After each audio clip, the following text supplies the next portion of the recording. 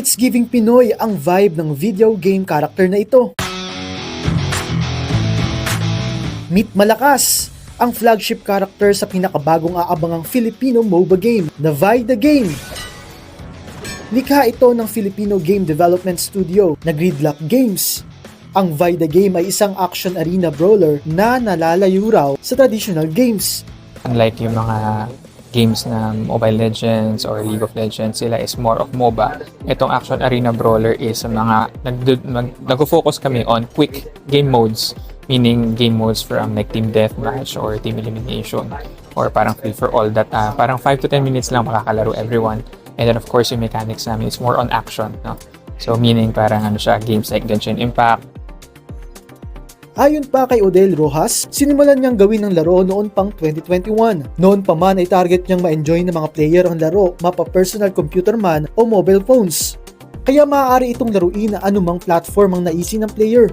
Isa sa mga highlight ng laro ang action-packed na gameplays nito. Ang 4 pillars namin ng gameplay is team elimination and free for all. Ito yung PvP namin. And then we also have yung Corrupted Abyss and then of course yung Essence War. Ito naman yung mga more of the cooperative side naman namin, meaning players versus naman yung mga monsters naman. So this is more of the casual side.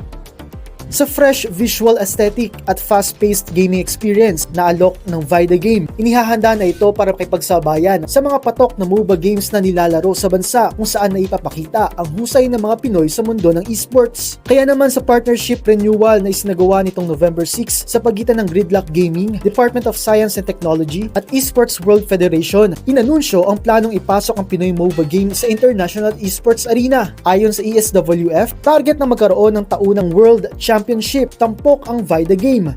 Isa itong hakbang para ipakilala ang laro sa buong mundo. Siyempre, para maibida sa buong mundo, sinisiguro ng Gridlock Gaming na pulido ang pagkakagawa sa laro.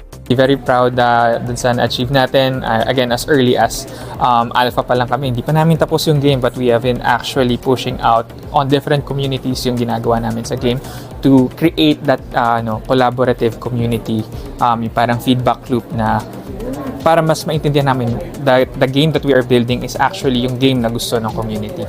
Sa ngayon ay beta version pa lang ang mayroon ng laro. Plano itong ilabas sa publiko pagdating ng February sa susunod na taon.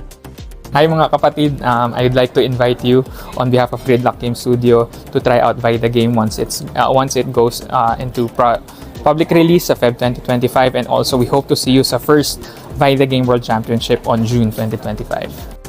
Para sa iba pang content tulad nito, mag-subscribe at i-follow ang social media pages ng News 5.